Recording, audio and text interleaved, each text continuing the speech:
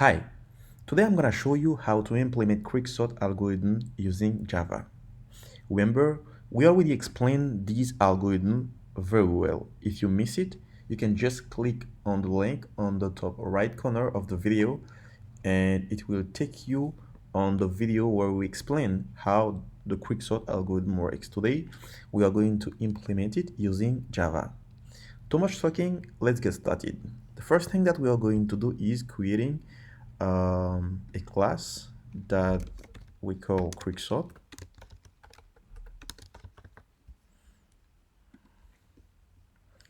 Of course, we want a main method where we are going to test this algorithm. And we are going to create a public static method that we will call sort. And this method will accept as parameter an array of integer, which is the one that we will use to sort.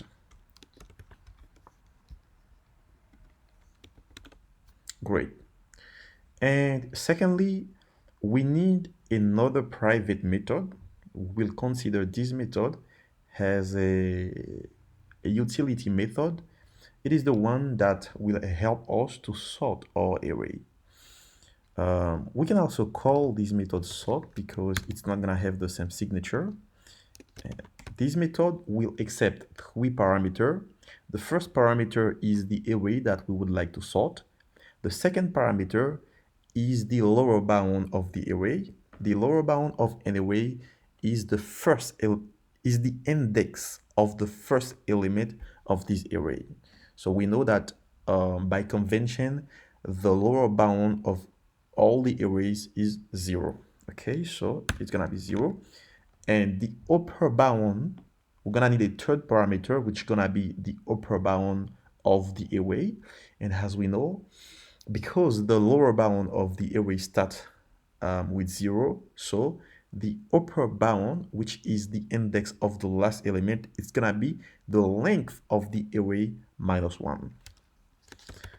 Okay, fine until now. Now minus 1. Correct. Now it's time to create this method. Create method. Great. Now, this method is where we are going to implement the QuickSort algorithm itself. But remember, as I explained in the video where I explained QuickSort algorithm very well, QuickSort algorithm is a divide and conquer algorithm. And as we know, all divide and conquer algorithm is based on recursion. And one of the things that we know about recursion is when you are implementing a recursion, you need to think about the base case. The base case is the point where the algorithm need to stop. Our base case is gonna be here that the lower bound, we're gonna call this one lower bound, lower, and this one we're gonna call it upper. Our base case is gonna be here. The lower bound should always be lower than the upper bound. If not, we're not gonna do anything, and that makes sense. Let's say, for example, we have an array that contains only one element that we would like to sort. So in this case, the lower bound of our array is gonna be 0, and also the upper bound is gonna be 0 because it contains only one element. So it's not even important to touch the algorithm because an array that contains only one element is already in sorted order. So I think you can understand that yes, it makes sense that our base case is the lower bound should be lower than the upper one. Great. Now, remember that QuickSort algorithm use partitioning. We need to partition the array, and while we are partitioning our array, we're also gonna return the index of our pivot. So to do so, we're gonna call this variable p with stand for pivot, and we're gonna create a method that we are going to call partition, and this method will also accept three parameters: the array, the lower bound, and the upper bound. And this method is gonna return the position of our pivot, the index of our pivot. And before we turn in the index of our pivot, this method will also partition our array. Let's create this method. Great. Now that we have this method, the first thing that we need to check for is the pivot. We need to keep track of the pivot. And remember, I told you that in the video that I did about QuickSort algorithm, I told you that there are many methods to choose a pivot. There are some methods that says that you can choose the first element as the pivot. There are some that say that you can choose the last element as the pivot. But the method that we are going to use is the one called median of three. This method itself, we always choose the median element as the pivot.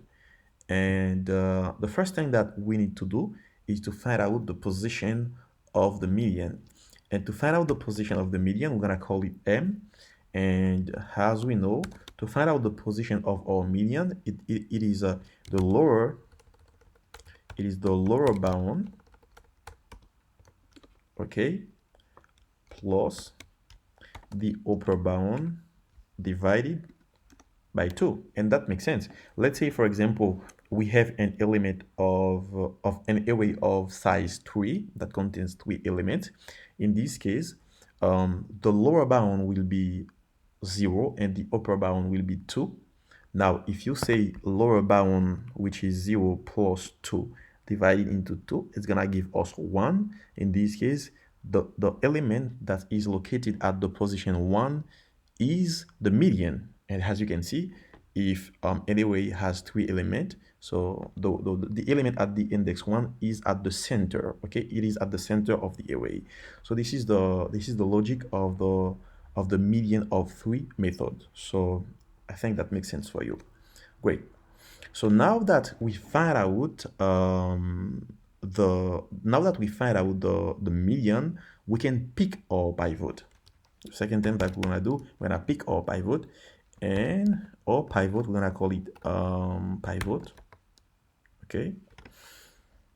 And the pivot itself, to find out the pivot, we're gonna say that array median, because our pivot is located at the position of the median. Great. Now remember, in QuickSort algorithm, as soon as you find out your pivot, you need to send the pivot at the last index. That means you need to swap the element located at the last index with your pivot, so your pivot can be at the last position. So to do so, we're gonna swap the upper element with the pivot, so the pivot can be located at the last index.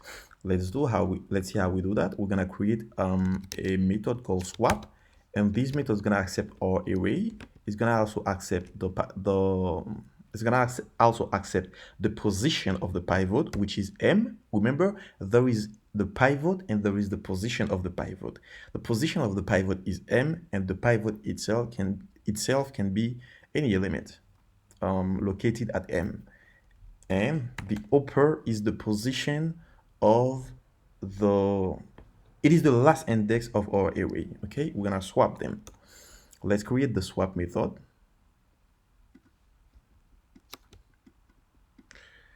The first thing that we're gonna do here, we're gonna create a temporary integer which will contain our pivot. Okay. Now that we keep track of our pivot, we can replace our pivot with the upper bound, and now it's time to replace the upper bound with our pivot, which contains 10. I think that makes sense for you. Okay, this is the swap method. Now, after we finish swapping the pivot with the last index, what we are going to do, we are going to create an integer called I, and this integer is gonna be our lower bound -1. Okay, and later you're gonna see why we create this integer. And now we're gonna loop over our array. We're gonna create a for loop, and we're gonna say j. We're gonna call this value j.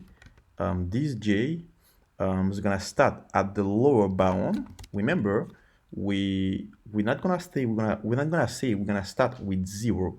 We need to start always with the lower bound, because remember, QuickSort algorithm is using recursion, and it's not always you're gonna find that the lower bound is gonna be 0. No, let's say for example, if you find the pivot at the center of the array, probably the first partition will have the lower bound as 0, but the second partition will not have the lower bound as 0. So we should not put 0 here. We should put lower bound, because we don't know what the lower bound is. Okay, it should always start at the lower bound, and it should not be, j should not be greater than the upper bound. Okay, and we increment it.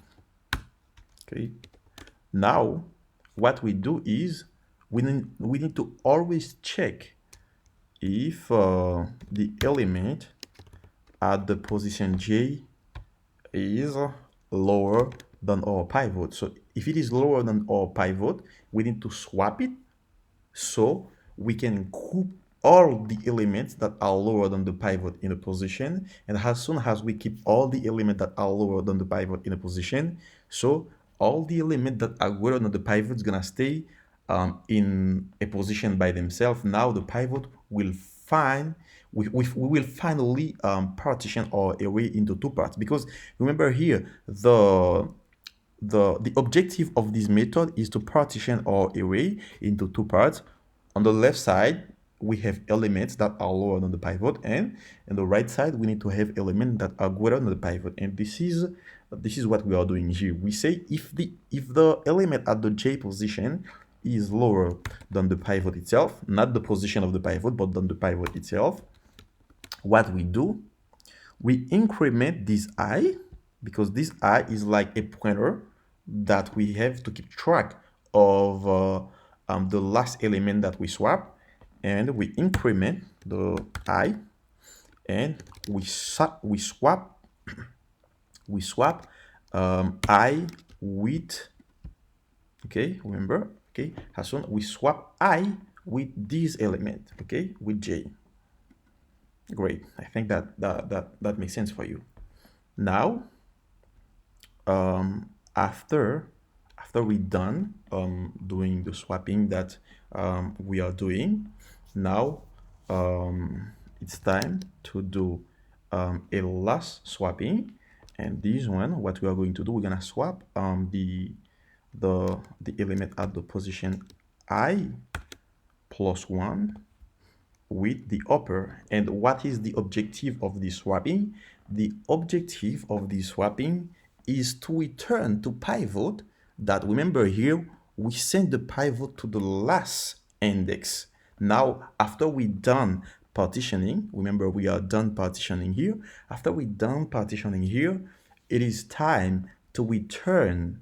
It is time now to return our pivot where it should be, which is at the center. Where, when I say at the center, that means elements that are lower than the pivot should be at the left, and elements that are greater than the pivot should be at the right. Now this is what we are doing here. We are taking our pivot that was in the upper bound, and we are returning this pivot back to the last position where we stay at the pointer I. Okay, so now after swapping, after returning the pivot where it should be located, now it is time to return the position of the pivot. Remember here, this P, as I told you, is the one that will receive the position of our pivot.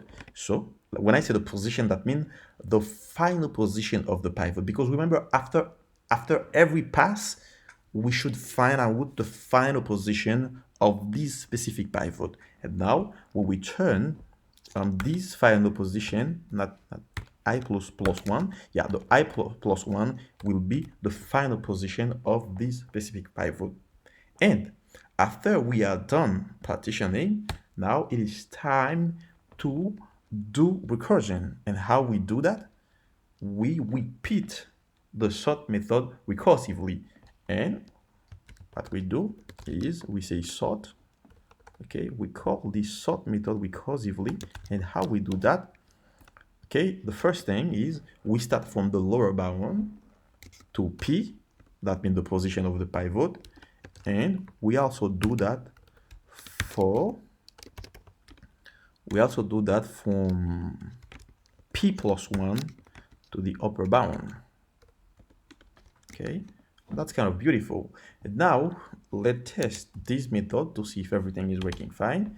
We are going to create an integer. We call it ARR. This integer, yeah, I'm gonna create an integer. This integer, let's add some value, some random value, 3, 4, 7, 1, 2, 0, 9, 8, 6, 5, 6. So yeah, we give some random values, and our objective here is to sort this array. Now let's call the sort method on this array. Now after resorting this array, let's try to print it to see if everything was fine. So we're gonna call this method called arrays to string. Okay, we're gonna print our array to see if it was running fine. Okay, the first thing that we are going to do, let's print this array before calling the sort method on it, just for you to see. Okay, to string. Okay, we are printing our array before calling the sort method on it. You're gonna see the first array will be pointed in this sequence, and the second one will be pointed in another sequence will be a sorted array. Okay, let's run. Fine. You see here, this is the first array which is not sorted. This is the second array which is sorted. 0, 1, 2, 3, 4, 5, 6. All right. So guys, again, thank you for watching this video. If you like our video, please don't forget to subscribe to our channel. This is a way for you to support us, to say us that we need to continue doing what we are doing. Again, thank you so much, and see you then.